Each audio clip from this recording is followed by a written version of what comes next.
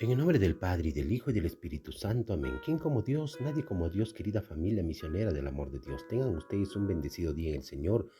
Hoy, jueves 9 de febrero de 2023, contemplamos el Evangelio según San Marcos, capítulo 7, versículos del 24 al 30, donde nos dice que en aquel tiempo Jesús salió de Genezaret y se fue a la región donde se encuentra Tiro.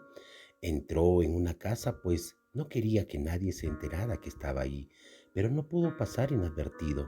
Una mujer que tenía una niña poseída por un espíritu impuro se enteró enseguida y fue a buscarlo y se posó a sus pies. Y cuando aquella mujer de Siria, de Fenicia y pagana, le rogaba a Jesús que le sacara un demonio a su hija, él le respondió: deja que coman primero los hijos, no está bien quitarles el pan a los hijos para echárselo a los perritos. La mujer le replicó: sí, Señor, pero también es cierto que los perritos debajo de la mesa comen las migajas que tiran los niños. Entonces Jesús le contestó: anda, vete, por eso que has dicho, el demonio ha salido ya de tu hija. Al llegar a su casa, la mujer encontró a su hija recostada en la cama y ya el demonio había salido de ella. Es palabra de Dios. Gloria a ti, Señor Jesús. Hermanos, en el Evangelio de hoy nos presenta pues a esta mujer de Fenicia, a esta sirofeniciana. Y era una mujer obviamente pagana, una mujer no judía, y se acerca a Jesús. Y se acerca, vemos, de una manera angustiada y desbordada por aquella enfermedad de un espíritu inmundo que tenía su hija. Y se acerca con fe y le ruega insistentemente y dramáticamente a Jesús por la sanación de su pequeña niña. El dolor y el amor le llevan a pedir con insistencia sin tener en cuenta ni desprecios, ni retrasos, ni indignidad, ni todo lo que pueda ser malo respecto a esas épocas, porque ella era una mujer pagana. Y consigue, hermanos, al final lo que pide. Pues volvió a su casa, dice la palabra, y encontró a su niña que estaba echada en la cama y que el demonio ya se había ido. San Agustín decía, hermanos, que muchos no consiguen lo que piden, pues o son malos y lo primero que tendrían que pedir es ser buenos, y piden malamente, sin insistencia, en lugar de hacerlo con paciencia, con humildad, con fe y por amor. O piden malas cosas que si se recibiesen harían daño al alma o al cuerpo o a los demás. Hay que esforzarse entonces, hermanos, pues por pedir el bien, por pedir bien y sobre todo por pedir ser buenos. La mujer sirofenicia es una buena madre, pide bien, pues vino y se postró a sus pies, dice la palabra, y pide algo bueno, no pide algo malo, pide que expulsara de su hija al demonio. Amén. ¿Cuántos de nosotros tenemos familiares, amigos, conocidos que ahora pueden estar hospitalizados?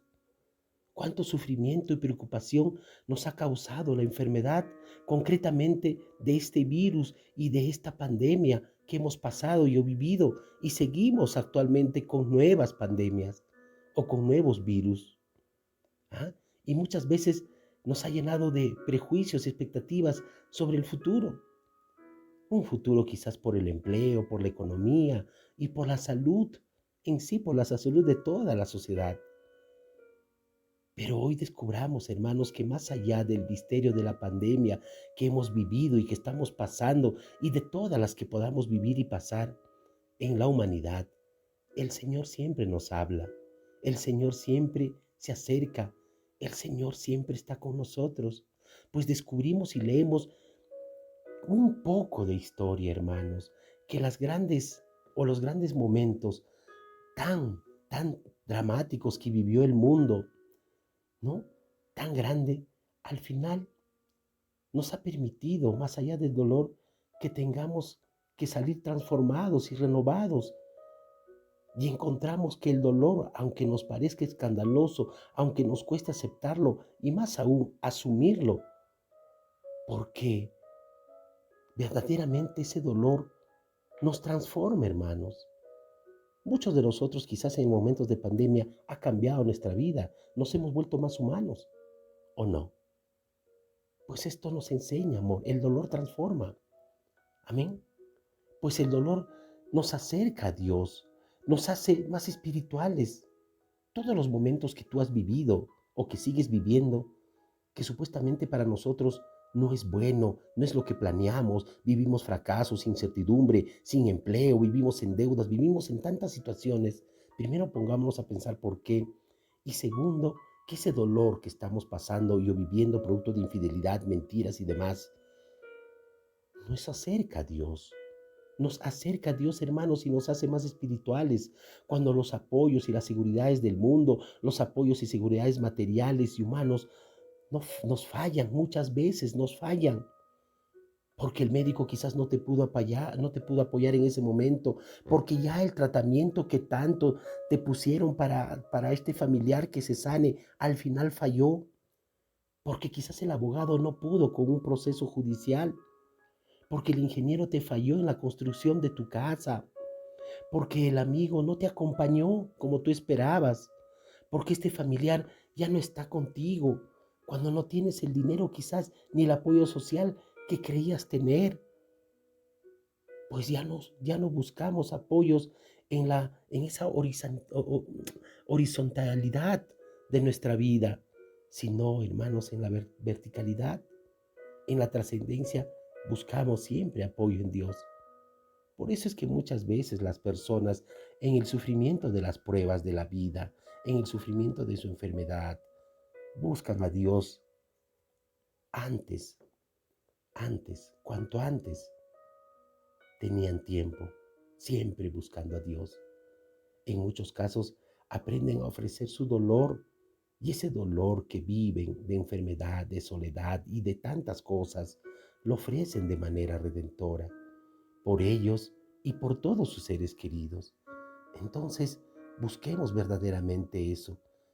Busquemos que en el dolor nos acerquemos cada día más a Dios. Ahora bien, hermanos, es sorprendente la facilidad con la que nos damos por vencidos muchas veces. ¿Con, con qué razón decía nuestro Señor que el reino sufre violencia y los aguerridos lo arrebatan? Vemos a la mujer que ante todo cree en el poder de Jesús. No acepta tan fácilmente su negociación. No acepta tan fácil cuando le dice primero darle de comer no hay que quitarle pan a los que verdaderamente lo necesitan. No, al contrario, eso más bien la usa para persuadirlo. Y Jesús compara a la mujer con un perrito, que es el lenguaje de los judíos en aquel entonces, que era un trato en aquellas personas que no eran judíos, a quienes se les llamaba en aquel entonces Goyim, que significaba pues perro o apartado de Dios. Y vemos que la mujer, en lugar de sentirse ofendida, reconoce que lo es. Sí, soy perrito, le dice. No se quiere poner por encima de lo que le está diciendo Jesús, pero usa sus mismas palabras para arrebatarle el milagro, hermanos. Sí, Señor, dices bien, le dice, soy un perrito, pero déjame comer de las migajas que los niños tiran mientras los judíos desprecian la gracia de Jesús. Ella se conforma con las migajas, hermanos. Cuánta enseñanza, hermanos, en este pasaje. Por un lado, no desperdiciemos la gracia que Dios nos ha dado en cada uno de nosotros a través de nuestro bautismo. Por otro lado, no nos demos por vencidos en nuestras peticiones, pues el Señor no nos dejará marcharnos con las manos vacías, hermanos, sobre todo si somos capaces de reconocer con humildad, lo que somos. ¿Y qué somos, hermanos? Unos pobres pecadores. Amén. Hoy entonces te pido a ti, hermano, hermana, sé humilde, confiado y perseverante, pidiendo la salud por ti y por toda la humanidad. Pues no debemos confiar únicamente en nuestras propias fuerzas. No siempre tenemos la fortaleza. Debemos ser conscientes de que necesitamos ser sostenidos por un amor que no nos traicione, sino que nos acoja incondicionalmente. Amén. Hoy digámosles en oración al Señor: Señor, bendice a todos nuestros enfermos, sánanos de nuestras heridas, sobre todo de esas heridas espirituales, de esa lepra espiritual que hay en nuestro corazón.